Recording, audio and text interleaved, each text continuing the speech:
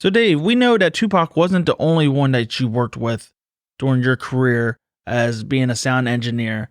You also worked with the likes of Snoop Dogg. However, can you tell our fans that are listening, how did you get started in the music industry? And when was the first time you decided to become a sound engineer? Well, I've always been interested in music. My parents were in music, and, I was guided kind of into it. And, I considered some other careers, being a lawyer and a veterinarian, a couple things, but I ended up really just wanting to, make music.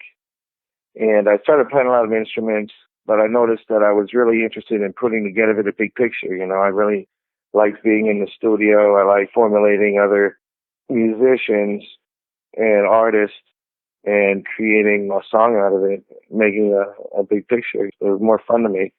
For our fans that don't understand what a sound engineer actually does in the studio, can you break it down exactly what you did to the music at Death Row Records? Well, a lot of times when I go to Death Row sessions and I was doing Tupac sessions, I hired to mix the songs, record the songs, do engineering in the studio. So I would work with the producers and the artists. They would bring in guest people, the singers and this and that. Or when Tupac would come in, I would record him directly onto the tracks. I would record all the tracks from the producers, Johnny J and Bobcat and QD3 and Daz, the different producers that were working on the project. I would take everything we recorded and mix it down into something that sounded like a real song. We'd do some arrangement on it. We'd get a real proper mix out of it so that it would bang and hold tough through all these years. So after Tupac passed away, you actually worked on several posthumous albums for Tupac, including the Machiavelli album, which was mostly finished except for the mixing, and then Still I Rise, which was a collection of songs that Tupac did with the Outlaws, as well as scraps from Machiavelli and some One Nation tracks on there as well. You actually did the mixing on there. Was there a reason as to why you didn't continue on mixing these albums for the Tupac estate, more records and Death Row? Did they ever call you back to bring you on board for Better Days Until in Time, those other posthumous albums? Well, after he died, I'd already been working on a lot of the Tupac stuff. I'd been still working with Death Row a lot on their songs or albums. And they were calling me to do the mixes because I knew exactly how to get it to sound just like the older stuff that we had done. So we continued to work on stuff for a while, but as Death Row, they started veering into different artists, different ventures and different things. And, I started working more with Snoop and other artists. I think the last thing we did Still I Rise. I think after that, I just started working with people. I didn't really work with Death Row as much anymore. Is it true that the Still I Rise album was supposed to be a Johnny J and Tupac album? I remember hearing a rumor long ago that the original idea of the album was actually supposed to be all the original versions that Johnny J and Tupac did, and it was actually supposed to be a multiple disc set. Do you know why this idea or plan was changed, or was it just an online rumor? Johnny J produced a lot of that album, from what I remember. He did a lot of the work with the Outlaws, and we already had some tracks from Tupac already recorded. That album was special to me because, like I said, it was one of the last things from Tupac that I think I worked on. So circling back when you actually worked with Pac in the studio, you were there for the All Eyes Me sessions. Can you tell us about any artists that were actually on the original versions that maybe got cut from the official album? Is there any unreleased songs and scrap songs that we don't know about that may exist from these sessions? Yeah, I remember there was a few things like that. We did a song for MC Hammer that I had a video that I posted on YouTube. Too tight. Yeah, I'm not sure exactly if you used that or what happened with that, but, I remember we did that song and that was tight.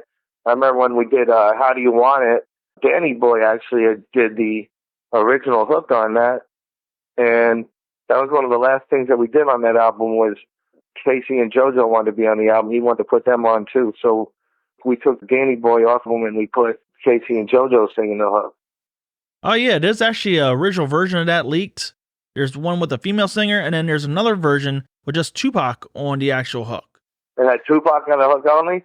Yeah, it's just him on there. I think the one version has him all throughout, just him doing it. I think another version has him just doing it in the intro, and then he's accompanied by a female singer throughout the remaining of the track, but it's actually him doing the actual horse vocals that Jodeci, Casey and JoJo got.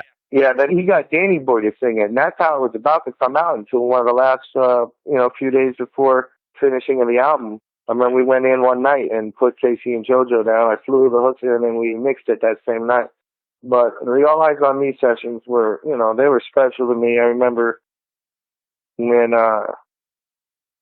Tupac, so we started working, we worked together a little bit, but I was working with Snoop a lot at the same time.